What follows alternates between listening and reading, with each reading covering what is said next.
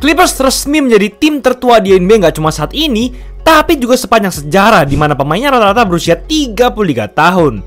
Bahkan yang tertua berusia 40 tahun. Ini mah udah bisa dibilang om-om nggak sih? Tapi apa jadinya kalau tim yang penuh dengan bapak-bapak ini sebenarnya punya kesempatan besar untuk jadi juara NBA? Mereka memang tua bangka, tapi kata gua kualitas roster baru mereka ini nggak main-main. Di satu sisi, Clippers kehilangan Norman Powell yang baru saja menjalani musim terbaik sepanjang karirnya dengan tampil layaknya seorang bintang. Tapi sebagai gantinya, Clippers merekrut bintang NBA Bradley Beal dari Phoenix Suns yang tentunya punya talenta yang jauh lebih hebat dibandingkan Powell. Memang beberapa tahun terakhir Beal memang tampil sangat mengecewakan bersama Suns. Tapi sekarang ia berada di situasi yang berbeda. Kemampuan yang Beal miliki sudah nggak bertabrakan lagi dengan Devin Booker atau Kevin Durant. Dan di Clippers, ia akan bermain bersama James Harden yang memiliki salah satu kemampuan playmaking terbaik saat ini. Tapi Harden bukanlah satu-satunya playmaker terkenal dalam squad Clippers musim depan. Mereka juga telah merekrut kembali Chris Paul, sang point guard yang jauh lebih legendaris lagi dalam hal playmaking. Selain Beal dan CP3, Clippers juga menambahkan lebih banyak pemain kunci yang berkualitas seperti John Collins dan mantan All-Star sekaligus juara NBA Brook Lopez.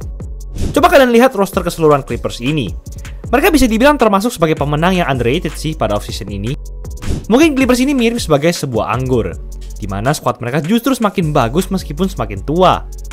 Tapi bakal jadi seperti apa performa Clippers di lapangan? Apakah mereka bakal mengalami nasib yang sama dengan Lakers pada 2021-2022 lalu, di mana mereka memiliki banyak sekali bintang senior yang sudah tua, tapi jangankan playoff, play-in aja mereka nggak masuk?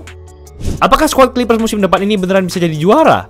Atau hanya akan disebut sebagai panti jomponya NBA? Menurut gue apa yang dimiliki Clippers sekarang ini cukup spesial, dan Bradley Beal merupakan salah satu alasannya. Selama ini banyak dari kita yang menganggap kalau karir Beal mungkin sudah berada di ambang kehancuran. Itu karena ia datang ke Suns dengan kontrak dan harapan yang sangat besar. Tapi kenyataannya semuanya tidak sesuai ekspektasi. Apa yang ia berikan di lapangan justru tidak sesuai dengan nilai kontraknya, dan performa Suns secara keseluruhan justru menurun, meski sudah membentuk super tim dengan 3 trio mega bintang mereka. Tapi yang bakal Beal jalani setelah ini akan sangat berbeda dan mungkin jauh lebih menguntungkan. Beal berlabuh ke Clippers dengan kontrak yang sangat kecil, yaitu hanya 2 tahun sebesar 11 juta US dollar atau sekitar 179 miliar rupiah saja. Ia hanya akan dibayar 5,3 juta US dollar atau sekitar 87 miliar rupiah saja per tahun. Sebagai perbandingan, kontrak Beal ini lebih rendah dibandingkan pemain-pemain rookie tahun ini seperti Noah Eseng, Jeremiah First, dan Khamen Maluak. Bahkan masih lebih mahal kontrak Dario Saric yang musim lalu hanya menjadi cadangan mati. Tapi Beal pasti akan memberikan kontribusi yang jauh lebih besar melebihi nilai kontraknya. Secara statistik, Beal masih bermain impresif musim lalu dengan rata 17 points, 3,7 assist, dan 1,1 steals per game. Di era modern ini, pemain dengan capaian seperti itu biasanya mendapatkan kontrak minimal 20 juta US dollar atau sekitar 327 miliar rupiah per tahun. Tapi yang gue bakal kasih tahu setelah ini bakal membuat nilai kontrak Beal semakin kelihatan bagus lagi. Musim lalu, Beal tetap bermain efisien dengan presentasi field goal sebesar 50% dan akurasi 3 point 39%. Nggak cuma itu, ia juga memiliki akurasi 57% dalam mencetak 2 poin dan 66% dalam layup dan dunk. Dan semua itu merupakan capaian tertinggi sepanjang 13 tahun karirnya di NBA. Dan yang nggak kalah penting, Beal juga memiliki akurasi 41% dalam hal catch and shoot 3. Artinya, Beal dapat menjadi pemain off-ball yang mengerikan, terutama jika bermain di samping Harden. Powell aja bisa bermain sehebat itu dengan Harden sebagai point guard, apalagi untuk bintang sekelas Beal. Kita semua juga sudah melihat bagaimana Beal bisa dominan dan bersinar ketika bermain dengan point guard yang elit seperti John Wall dan Russell Westbrook. Ditambah lagi dengan adanya CP3, Beal udah bisa sedikit nyantai dan gak perlu susah-susah lagi untuk membuat space yang luas untuk mencetak skor. Dan dengan demikian, kembalinya CP3 ke Clippers pun bukan hanya sekedar pamitan sebelum pensiun. Ia tetap dibutuhkan Clippers untuk menjadi pemain kunci mereka, baik di dalam maupun luar lapangan. Usianya sudah babak-babak tetap nggak membuatnya jadi cadangan mati. Bahkan faktanya, ia bermain dalam semua 82 game pada musim lalu. Seolah-olah otot dan tulang belulang CP3 ini terbuat dari besi.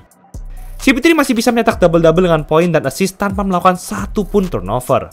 Pemain dengan jumlah assist terbanyak kedua dalam sejarah NBA ini selalu membuat tim dan rekan-rekannya semakin hebat dimanapun ia berada. Dan di squad Clippers musim depan, mungkin John Collins yang akan menjadi salah satu pemain yang akan bersinar berkat CP3. Musim lalu, Collins bermain bagus dengan rataan 19 points, 8,2 rebounds, dan 2 assist per game dengan efisiensi field goal 52,7% dan 3 point 40%. Sangat bagus. Clippers sangat membutuhkan power forward yang murni, dan mereka berhasil mendapatkan sosok yang unggul dalam hal tersebut. Gaya bermain Collins yang atletis akan bekerja dengan baik jika digabungkan dengan Harden dan CP3.